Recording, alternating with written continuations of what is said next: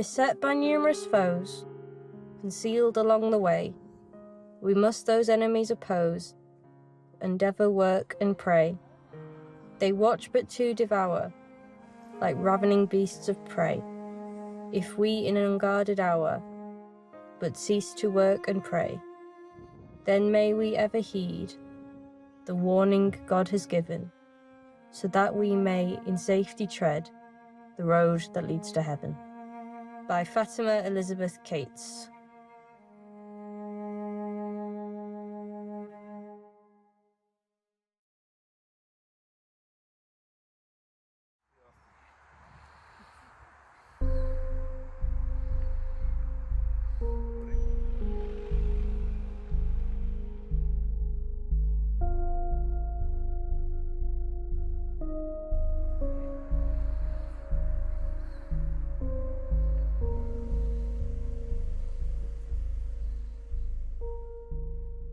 Hello. Hiya. Fancy seeing you here. Alaikum salam.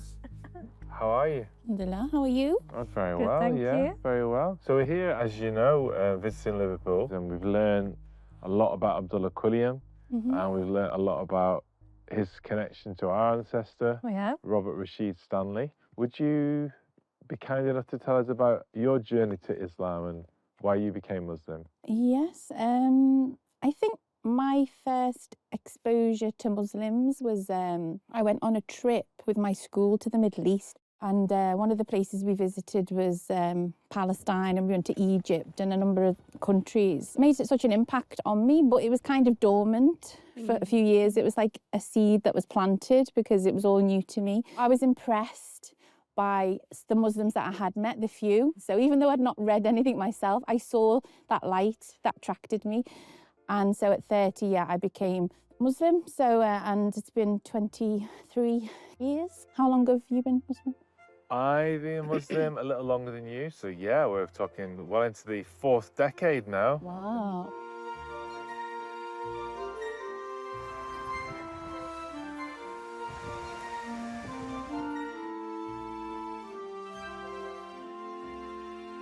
We're here, obviously, it's Fatima's grave today, and I hope she doesn't mind us having a wee chuckle. I'm sure she'd be delighted to have some visitors. Well, I hope so. But perhaps you could tell us a little bit more about Fatima and what she was, you know, like as a person, and how you learnt about her and what inspired you to learn more. I first was introduced to Fatima through Professor Ron Jeeves's book, as many of us were, and there was just a small piece of information about Fatima. And I remember at the time I was doing some work helping Abdullah Kouliam Mosque, and we did actually a small play, and one of the trustees kept bothering me to be Fatima Keights, and I used to hate drama at school, but he sort of twisted my arm into doing it, and I only had literally a paragraph to say, and it was based from what she said in the book. But I remember when I was on that little stage, I really got into character, and I remember like that's when I really connected with her, and she resonated so much with me. So from that, obviously then I met Hamid Mahmood. So he said to me, I've actually got a madrasa called Fatima Keights, and I was like astounded and really happy that they named it after a convert.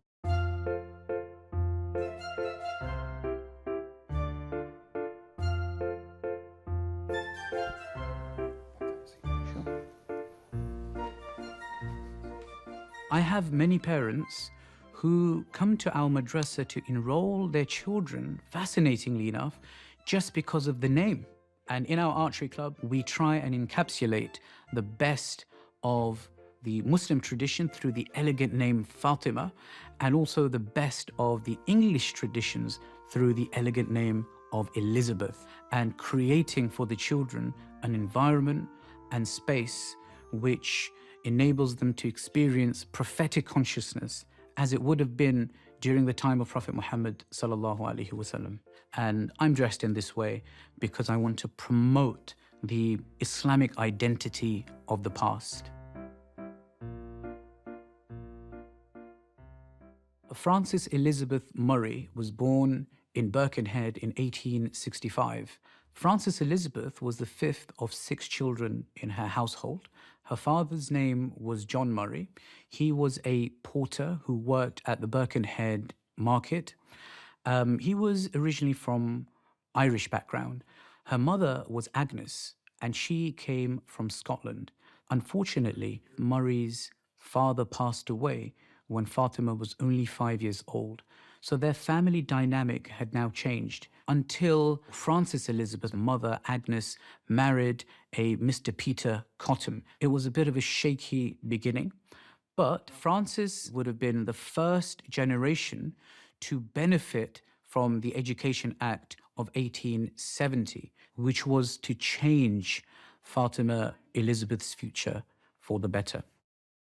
Her education allowed her or gave her the outlook where she could take up wider social causes. And so the temperance movement, which was dominated by women in the UK, enabled her chance to, at a young age, in her early 20s, to become an officer of the local temperance chapter in Birkenhead, where she grew up.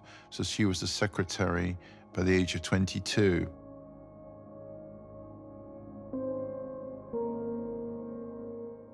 She was invited to attend a Quilliam lecture when he spoke in Birkenhead, and he gave her a copy of his Quran to read.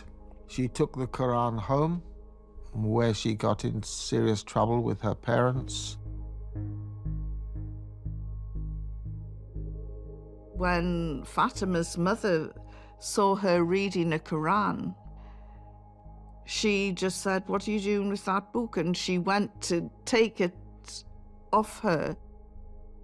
Elizabeth replies, "This is the Mohammedan Bible."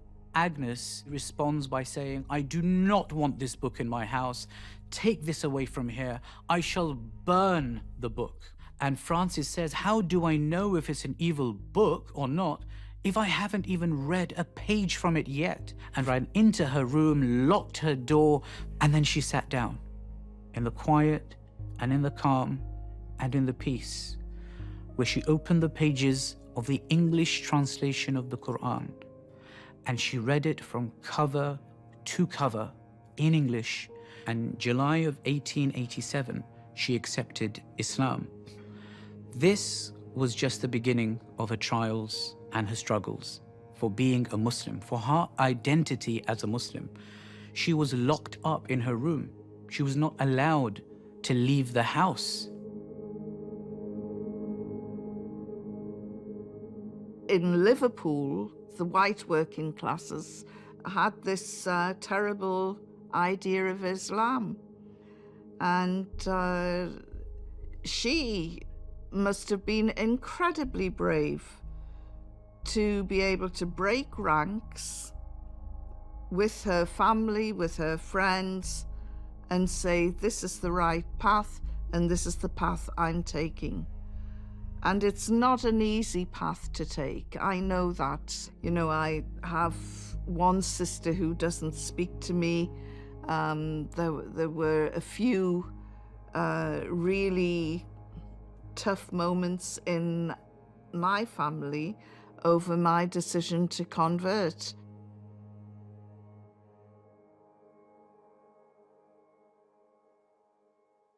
When she was able to leave the house, they would meet at Mount Vernon Street.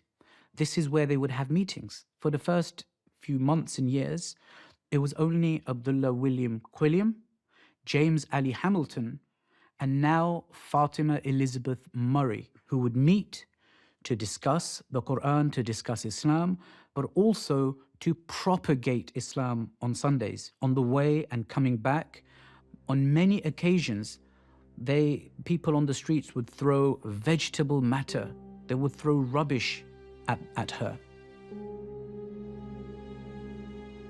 Once the word went round locally that this heretical Church of Islam, these Mohammedans were meeting in a Christian city, they would at times physically assault the tiny number of converts. And Fatima, on a number of occasions, was pinned down to the ground and horse manure was smeared on her face.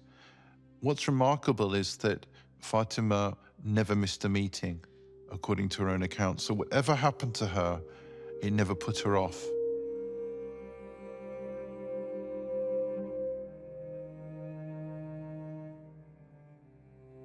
And worst of all, ultimately, after a number of years, when the landlord became aware of what was happening on his premises, he then gave them notice to leave. And that's where they found and established the very first mosque of England at number 8 to 10 Brougham Terrace. And they moved in the 20th of December, 1889. She was the first female convert at the hands of Abdullah Quilliam, and she's extremely active with Quilliam and becomes the first treasurer of the Liverpool Muslim Institute, which was the organization he established formally.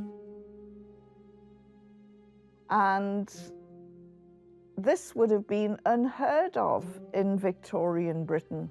I think it was 1958 before Barclays had their first female bank manager. So to give a woman the responsibility of being a treasurer for a movement was something quite astonishing.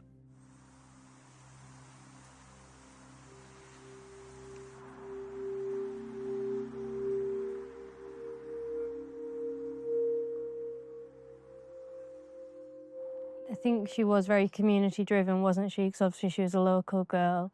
And I think the fact that the mosque was so centred around community activism and looking after the community, whether they were Muslim or not, probably obviously came from Quilliam's own personal beliefs and opinions on society. But I'm guessing Fatima also had a probably big influence in that as well. And to, you know, for Quilliam to put his trust in her and say that I know you're smart enough, I know you're capable enough, well, for him to give that position to a woman at the time is very astonishing. So she must have been a remarkable person for him to, you know, ignore what others would have said about that. Yeah, I feel Fatima is a great role model.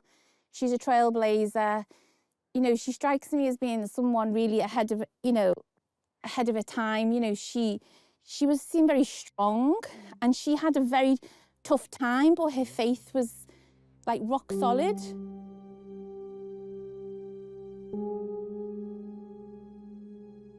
Her parents managed to, or they think that they have got her away from this new way of life by marrying her, but she succeeds in converting her husband and also converting her sisters. And you'd think it would be a happy life, but very quickly he turns out to be an abuser. He's beating her up, he's locked her up. At one point, you know, Quilliam and Clara, her sister, they come and they rescue her. Another point, you know, she's locked up and he's threatening to kill her, and she breaks a window pane and her hand is completely injured. But back then, divorce law was all in, you know, favor of men. And Fatima knew, again, from her readings of the Quran, that this was not in line with Islamic practice.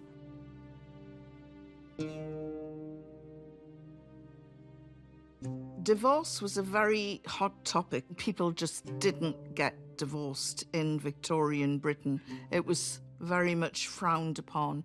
But Fatima was one to throw away the rule book, and she was in a union that she was very unhappy with, and Islamically, I think that she tried, but her husband failed to live up to her expectations, so she decided that she would go for this divorce. It was very tough, and I think this also influenced Abdullah Quilliam to look at the divorce laws and try and reform divorce in Britain. She was a woman far ahead of her times, was achieved some sort of parity for women. She initiated divorce proceedings as a woman, which was unheard of in her time and in her generation. And I think this was partly her resolve was strengthened by her Islamic faith, and I think she then wanted to lobby for other women.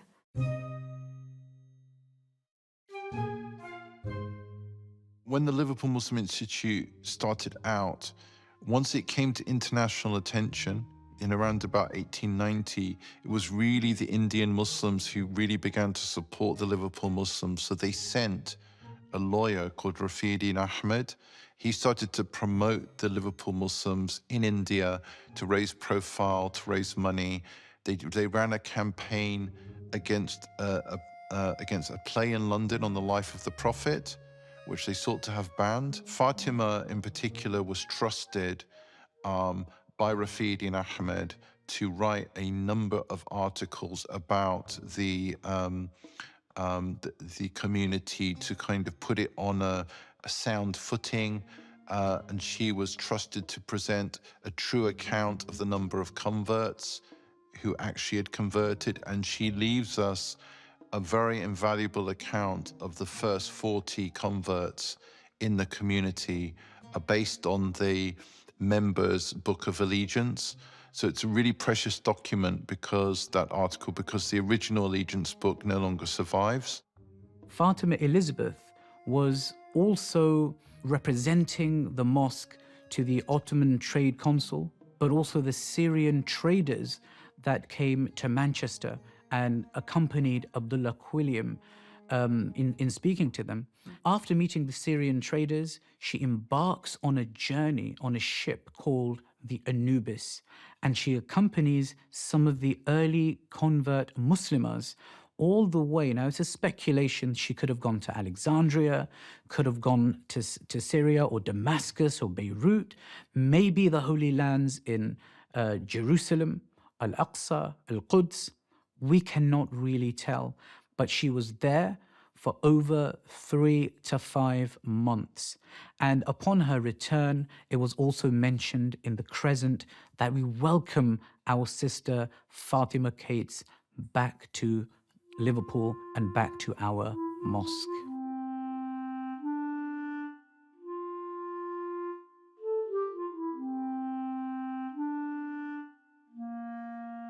Going back to what you said about how she was educated, obviously I think she was able to go to school under the 1870 Act of Education. But, you know, again, for a working class girl to write poems and literature like she did, I mean, you can see part of a poem on a gravestone. And I read that poem earlier, and it seemed, at first it was quite a depressing, you kind of get quite a depressing sense of it.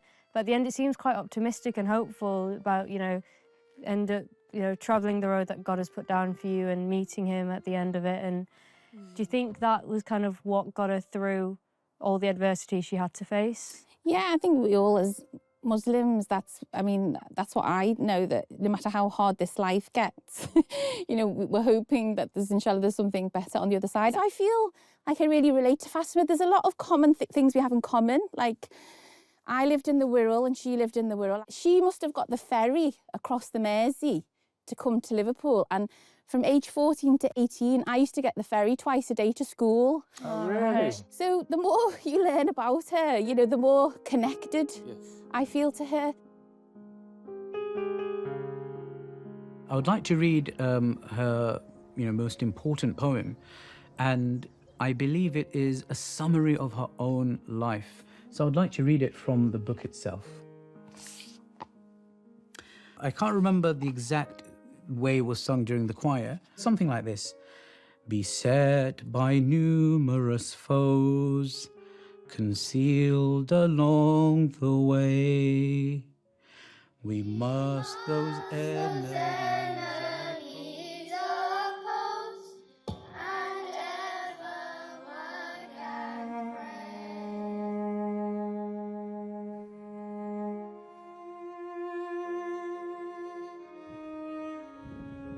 Some 10 days prior to her demise, she contracted a severe cold. Acute pneumonia supervened. The doctor pronounced that there was no hope. Telephonic message was at once sent to the Sheikhul Islam, who proceeded to the house. Sister Keites was perfectly conscious and expressed him her wish to to be buried as a Muslim, as she would die in faith she had embraced, and further desired him to conduct the funeral services over her grave and to be guardian to her little boy. A few moments before she died, our sister raised the index finger of her right hand and slowly but clearly repeated the kalima in Arabic. Then putting her hand in that of the Sheikh, she smiled a sweet smile and said, "Goodbye, it is all over."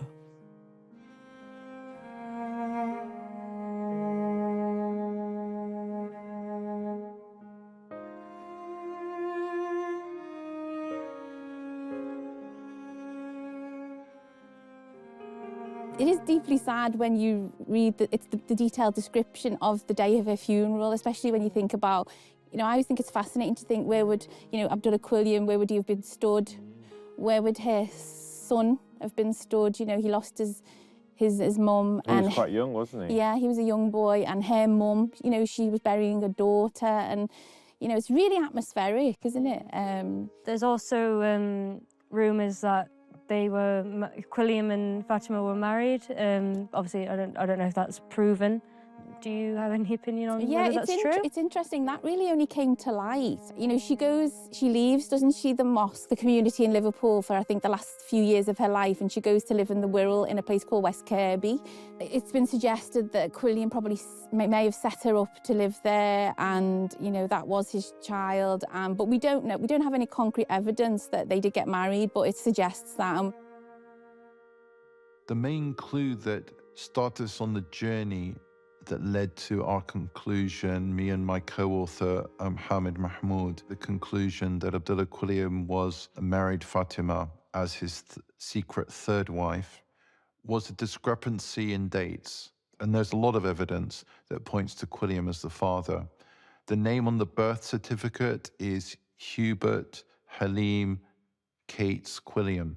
Hubert Halim is treated as an equal beneficiary in Quilliam's will, alongside all of his other children. Quilliam takes in Hubert Halim and dotes on him as a distant but loving father. So there are many instances where in his own publications he reports back on achievements of his son in his own publications. And this is something he did for his other children. So it's repeating a pattern. Finally, we've got a picture of Hubert Halim's military discharge photograph from 1920, and he looks eerily similar to a photograph of his father of roughly the same age, taken in the early 1890s. So there's a physical resemblance as well. When I went about researching Fatima Rahimahullah's grave, initially when I started researching, there would have been hundreds of Frances Elizabeth Murrays. And then later on, after looking deeper into primary sources and looking into archives, I was able to find the Frances Elizabeth. Now, what made to find her grave more of a challenge was that ultimately, when I did find her burial documentation, her name was spelt very differently, her surname. I had to go to Liverpool, and at the Liverpool Central Library, I was able to locate her actual burial record with her misspelt surname.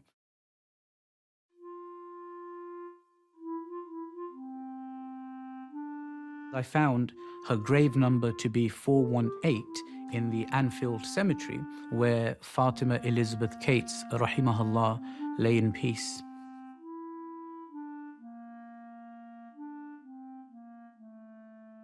I was always interested, and sometimes we'd meet and I'd go on little adventures with him, when he was researching.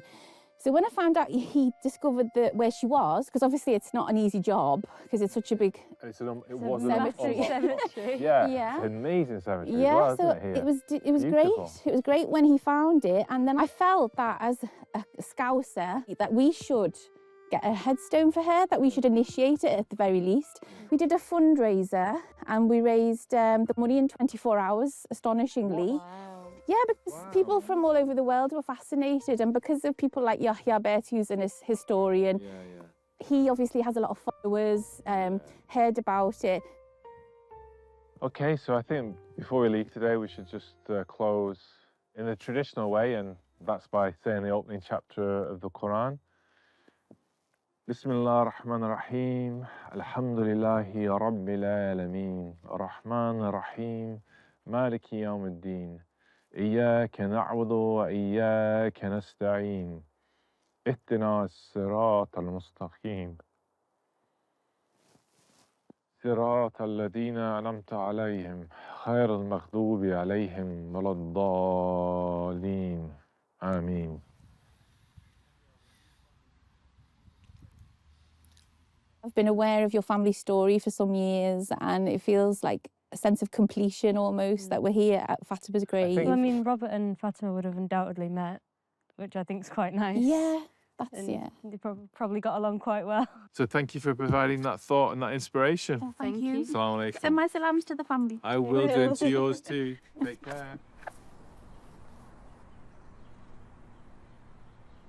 We've met someone who I think was a lot closer to the life that our ancestor led. Definitely. And quite a tragic ending, bless her. Unfortunately, yeah. But I do hear that there's a lady, Zainab Cobbold. Zainab Cobbold, yeah, she's headed north, so to speak. North? She's somebody who's much further north, indeed, a different country in these British Isles. Perhaps we should go and learn a little bit more about her life and her experience, which I think, you know, will be a huge contrast to what we've been learning about our ancestors and Fatima and some of the converts here in Liverpool.